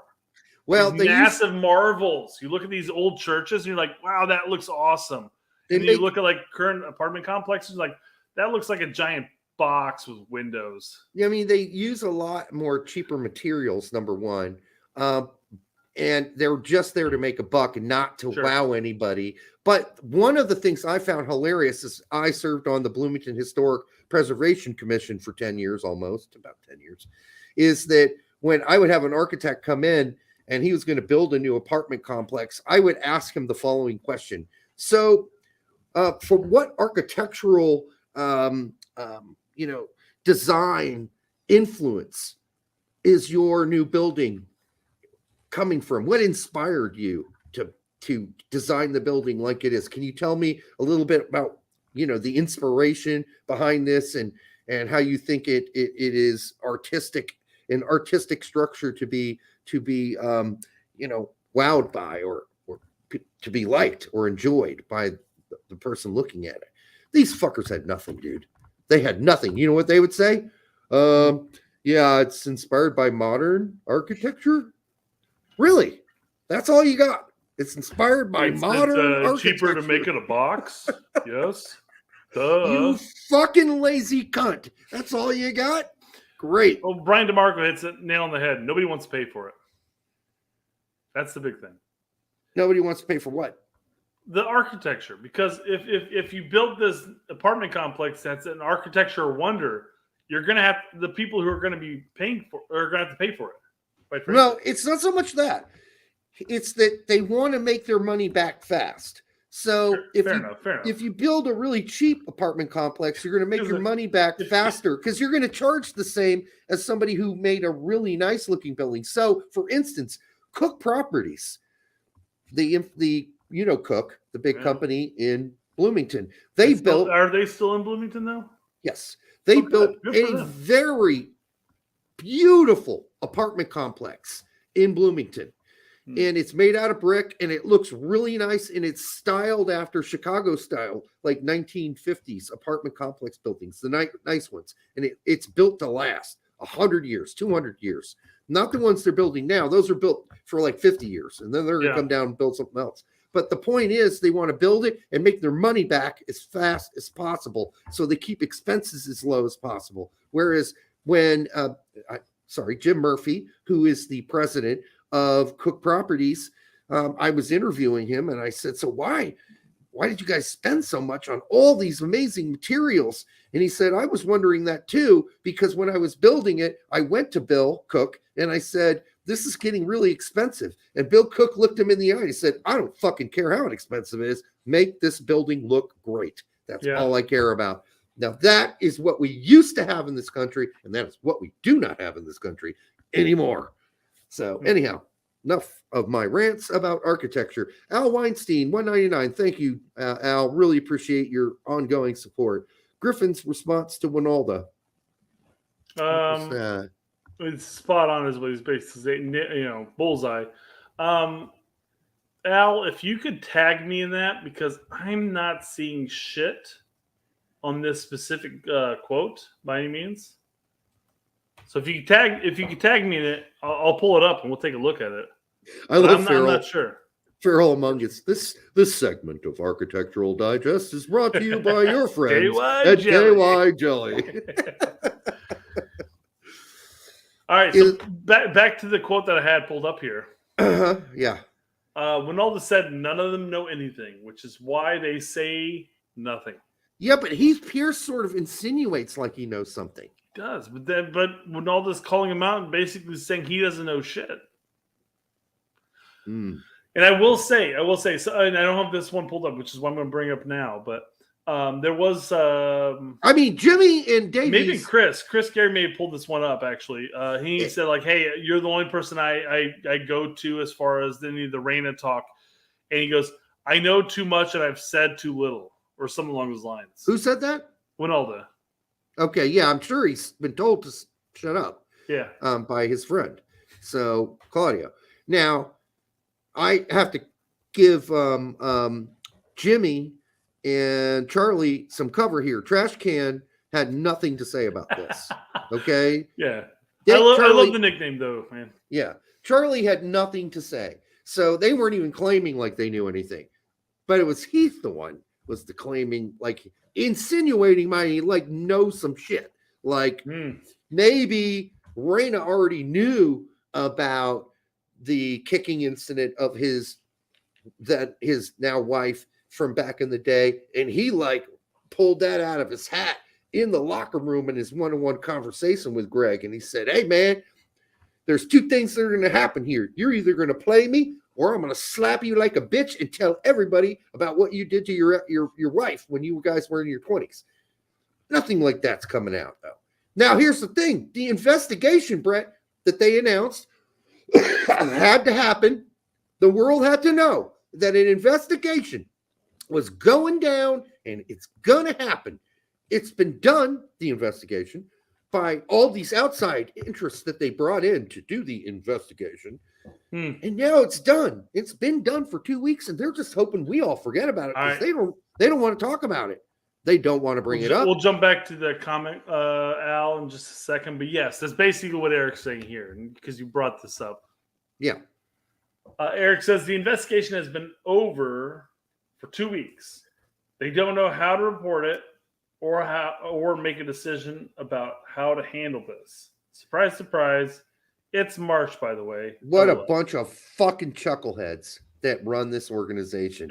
So you bring an outside investigation group in. They do their investigation. They probably have some shit there they don't want to actually let out or get out because it doesn't make them look good. It might make Ernie look bad. It might make McBride look like he was playing both sides of the fence. It might imply that Gio Reyna or Claudio Reyna may have said something more than he's let on that he said.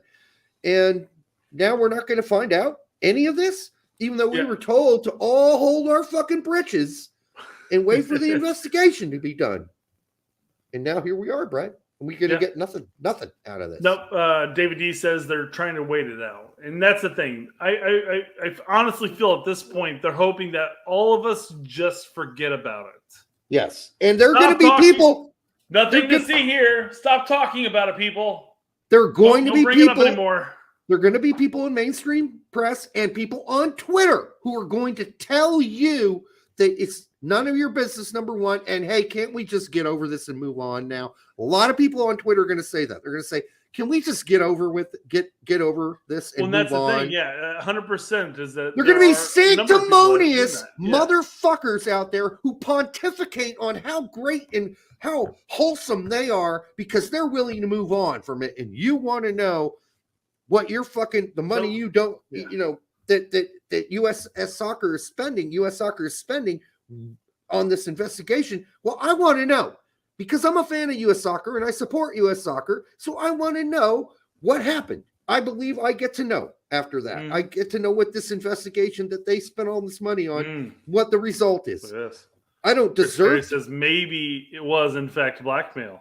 I doubt Nicholas Bowen says they found blackmail. it. I doubt it. Yeah, I mean, to what extent? I mean, come on.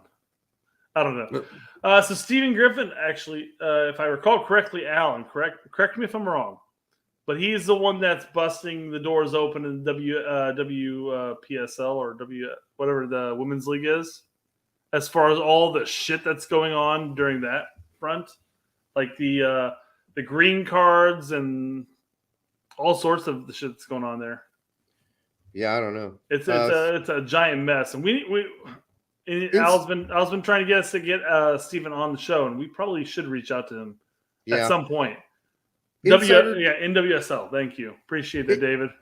Insider deals, conflicts of interest, undisclosed related party transactions for decades, creation of nonprofits in the youth space that function as for-profits for insiders, ticketing and hospitality rights for FIFA.com and CONCACAF events for insiders. Yes, that's exactly what's been going on. It continues. Fucking insider business. These people are so insular, they wouldn't know they were doing something wrong because they've been doing it for so long, they think it's right.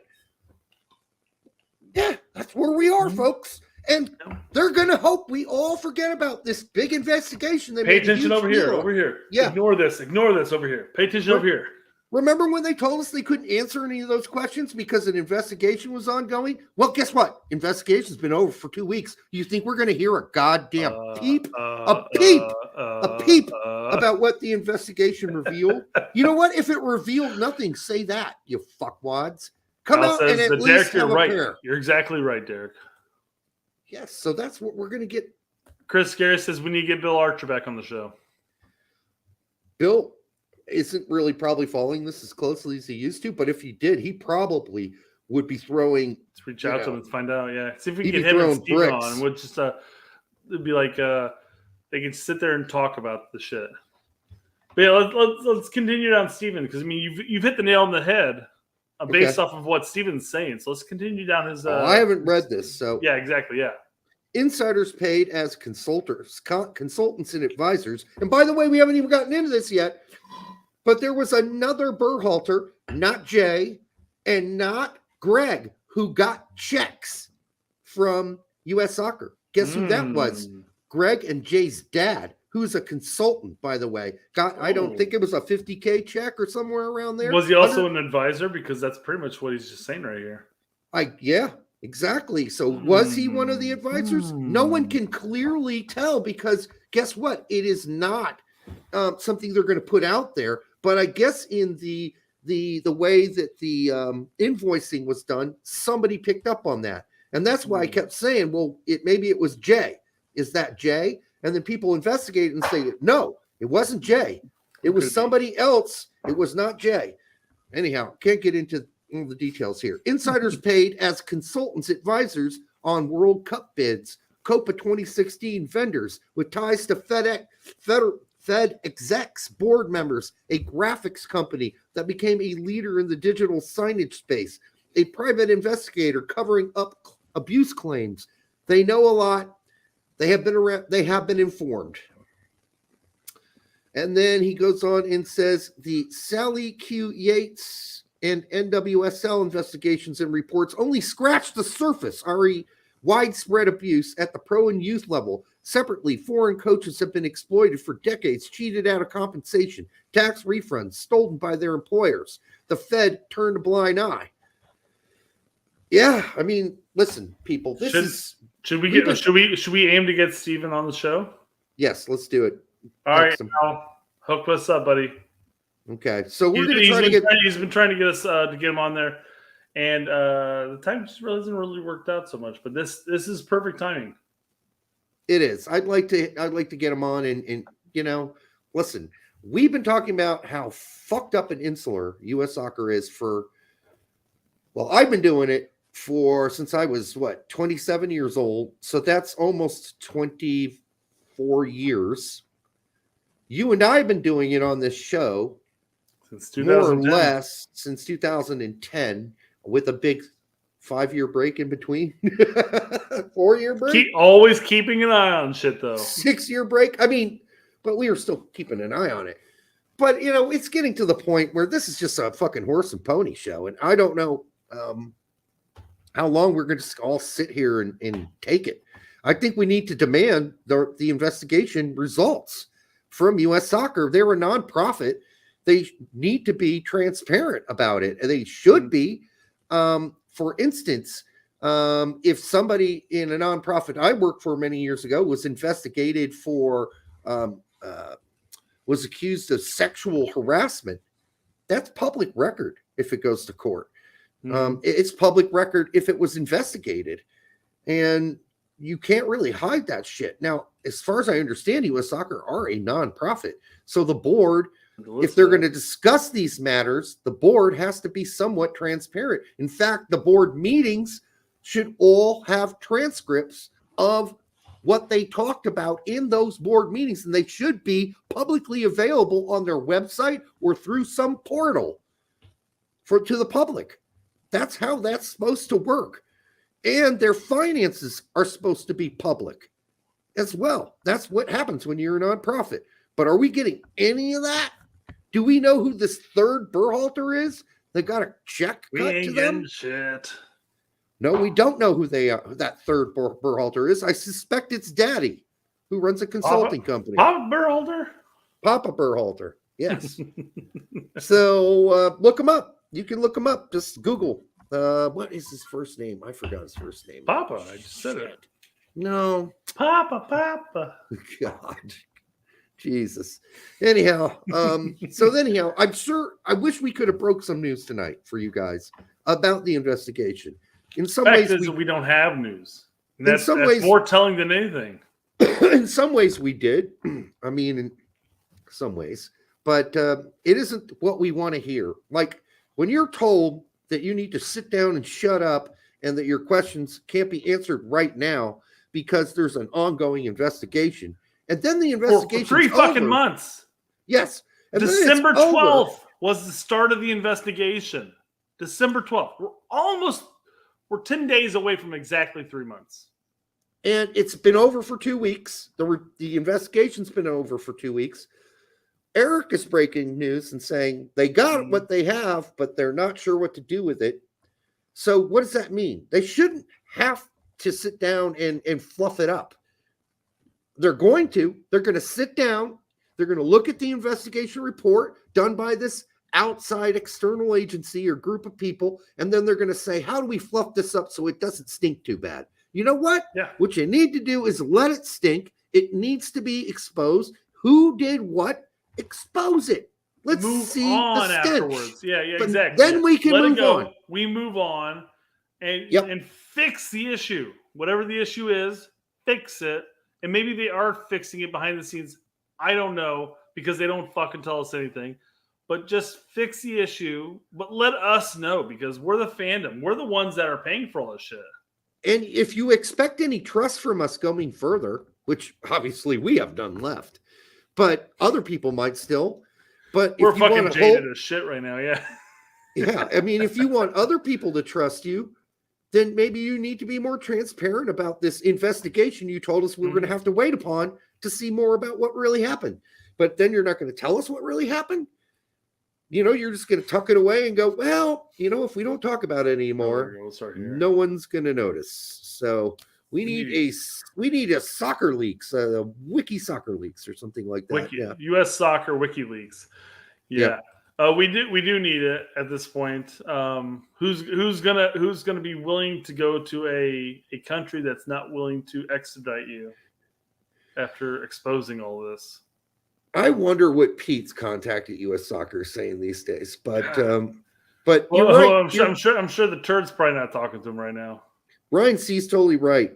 What we're talking about here is transparency means being accountable, and nobody there wants to be accountable, even though they pretended during the incident. Everything's about transparency, guys. We're going to do the investigation because we need to know who's accountable for this tragic thing that just happened. This goofy looking fucking thing that made us all look completely like idiots. We need to hold that. Now we're never going to know. Okay. We're never going to know because they're not going to tell us unless we we start tweeting the fuck out of them and asking them to tell us what happened. We want to know. You spent good money there. We're fans, and if you don't tell us, we're not be fans of you anymore. We might support the team, but you're fucked, U.S. Soccer. We're not donating money to you anymore. Big donors need to say, I ain't cutting a check until I see some accountability here. Because believe me, people, there's a whole part of fundraising that U.S. Soccer does that we don't really hear a lot about. But believe me, there's some people that cut some big, fat fucking checks. The problem is these are the same people that are in on all this shit. They're the ones running this fucking horse and pony show, this fucking carnival, this clown show that they call U.S. Soccer. So, all right. Well, Joey says that Herc just said that there's an announcement next week. And he said that on the Football Americas as of today. So tonight? we'll have to go and take a look at that, and that'll probably be a talking point come Monday. Derek's already pulling out his vibrator to find it. This is not a vibrator, sir. I have no use for a vibrator. Hey. No use. No. When no, I can't say that. All right. I've had many girlfriends when vibrators have been in play, but so Harry Balzac says, working on a bingo card set. Hope to have it done by Friday. It should be good. Thank you, Desi. Appreciate that, man. It'd be great. That's badass, dude. I started with the card today, but I stopped focusing on that. Oh, how could you possibly do that card and do this show at the same time? There's no way. It's stuff to mark off things as I'm trying to have a conversation with you as far and all this stuff. So your dog sounds like it just exited. Dude, she's hacking up something, man. What the hell's wrong with you? It sounds like her intestines. Her intestines exited out her asshole. That's what it sounds like. It sounds like I'm going to be picking something up here very soon. So, somebody says, speaking of Herc, what's up with him and Wynalda? There shouldn't be anything between him and Wynalda. The Wynalda issue stems with Seb, and I think Herc is sort of siding with Seb. Stuck in between. Yeah, he has to side with Seb. I'm pulling in the middle here, guys, but he's siding with Seb because they're bros. Because Seb essentially in one of the shows called out Wynalda as an attention-seeking whore. Essentially is what he said in so many words. And that you can't trust anything that comes out of Wynalda's mouth. When it then turned out later that Wynalda was right the whole time. Or pretty close to right. Shocking. With a little exaggeration, maybe smattered in there. And I'm sure that pissed Eric off. So there's really not something, I don't think there's anything between Herc and Eric. But Herc is stuck in the middle because Herc's not really friends with Eric anyhow. They're not from a totally different era. Yeah, different era. They've never really worked together.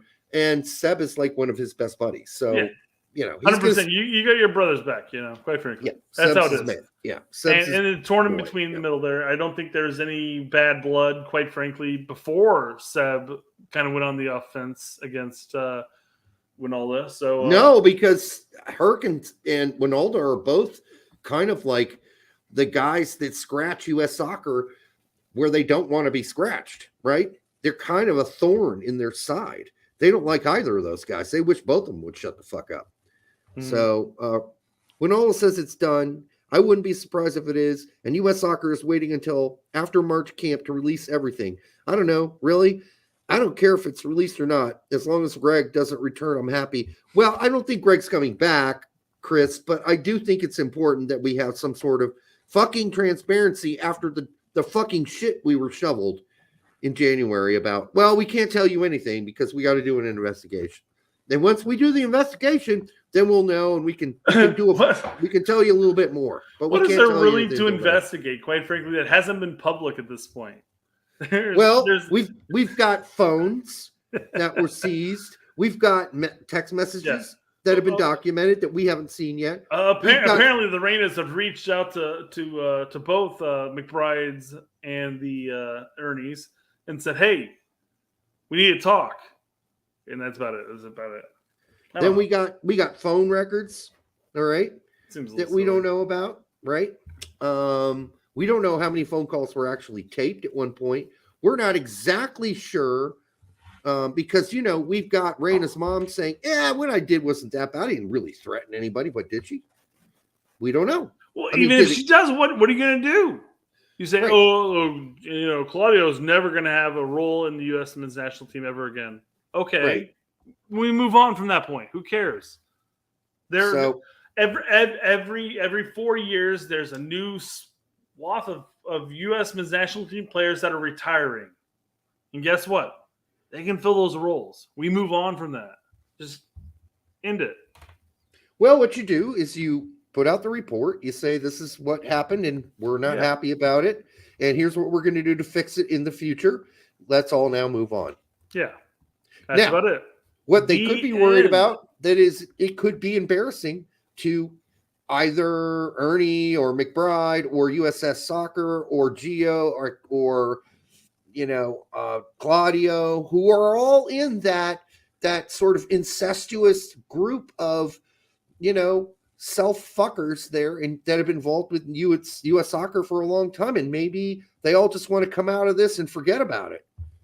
But unfortunately, the toothpaste cannot be placed back into the tube. That shit's been squirted all over the bathroom. Yeah. So at this point, what they got to do is come out and say, everybody acted inappropriately.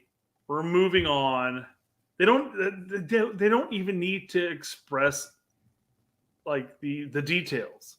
They could just say, hey, they shouldn't have done this. They shouldn't have reached out. They're not in a position that they should have reached out to these people. They never should have happened. The end. Reyna's, you're wrong. Berhalter, you're a dick. And just fucking move on at that point. And then everybody's going to be like, oh, okay, sure, why not? But, when we're getting people who are insinuating that there's something going to come out that's like sinister or it's going to reflect poorly on Gio, which is kind of what he did, which I don't know if he meant to do it. He walked that back immediately. Remember we talked about this on Monday because he said this has nothing to do with Gio and Dortmund. This is No, he said I had nothing to do with Gio and Dortmund. Yeah. But he did not say he did not have anything to do with Gio and the Gio-Gate, the Reyna-Gate. Hey, Diego, you're here. Hey, Diego. Yeah. Man, it took you an hour and 47 minutes to finally show up. What the fuck, man? And now we're about to fucking end the show. It was in earlier. Yeah, we're going to end the show at this point. We're about out. I think we shot our wad on this topic. Maybe talk come Monday if something comes up next week. Yeah, if we know more, maybe we'll have you back on, Diego. Yeah. Maybe you might have something to share of interest there. But all right, so that is going to be it for tonight. I'm shocked this went on an hour 50. We really didn't think we had that much to talk about. Although we did talk about what we do, Derek. Come on. We did talk about rectums and architecture quite a bit tonight. So that was good. Oh, by the way, before we close out the night, Conrad De La Fuente's worth has gone from $6 million to $3 million since he's been in Greece. Yeah, so way to go, buddy. I hope that's working out for you at Olympiacos, but something needs to change for him and change fast. Okay, until the next time on the Diego just got on. He was going to watch the show, and much love. Talk soon. Yeah, we'll get involved, guys. Yeah, much love, my brother. And I just want to thank everybody that's been on tonight. Before you leave, before you go, please hit like. Hit like comment now. After the show's over, also comment because we're going to start pulling comments from our YouTube channel as well because, man, our comment section has taken a hit. Everybody's commenting during the show itself. Yeah, that's what happens when you do a live show. I know it's rough, man. It is rough. But make sure you like if you're not going to comment because that's going to hurt us. That'll obviously work too. Liking works. We are being shunned, as you probably know, by YouTube. They are basically told us that we swear too much. Naughty languages. If we continue, then all of our shows are going to be limited, which is what they are now. They just auto limit us. They have us on auto limit at this point. Literally, once we click it over, we know you guys swear a lot. Yeah. No, I mean, yeah, we do swear a lot. It's fine. I mean, I just don't think it's the worst thing in the world. We don't put on our show that it's a kid show. It's a show for fucking grown-ups. Yeah. For Christ's sake. You know, it's not a show for kids. So I think people need to get over that at YouTube and just get off our fucking scrotums and let us do our fucking Quit show. touching my nuts, and say man. That's whatever we wrong. It's want. inappropriate. I didn't give you permission for that shit. Well, you actually did. I saw the email. I kinda did that. These 2 nuts are all for you if you give us monies. Okay, no. All right, so thank you Chris all Garrett, for showing up. Chris Garrett gives us $1.99. Hey, says, Chris. Cheers. Cheers, Chris. Thank you so much. I got you ahead of time. Thank you all for showing up tonight. And remember, if you are going to stick something in your ass, use some KY jelly and make sure it's got sort of a shield as it goes in so it can't go in any further. It's like a wall. What do they call that on a dildo? You and EB know all about. I mean, like a sheath on a sword or whatever. It's a sheath, right? Is that what they call that? It's a blocker. Not a sheath, but whatever the blocker for, like where the handle is for a sword. Right. You know, but it's also a guard. A guard. How about that? When Evie puts on the strap on, it's also what holds the dildo in while she's doing you from the behind. Strap, apparently, yes. Yes. It's that's what gets it really, secure. Wait, she can really get in there, man. I'm sure she does with that 10-incher. All right. Until the next time on the Straight Red Card, we'll see you soon on Monday. We love you.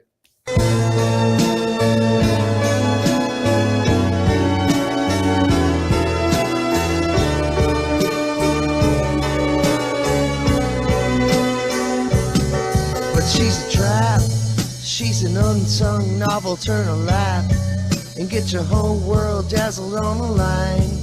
Or a phone call with or without one.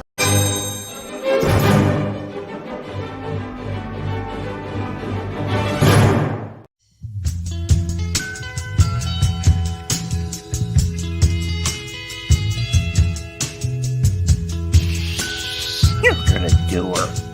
Yeah. Oh no!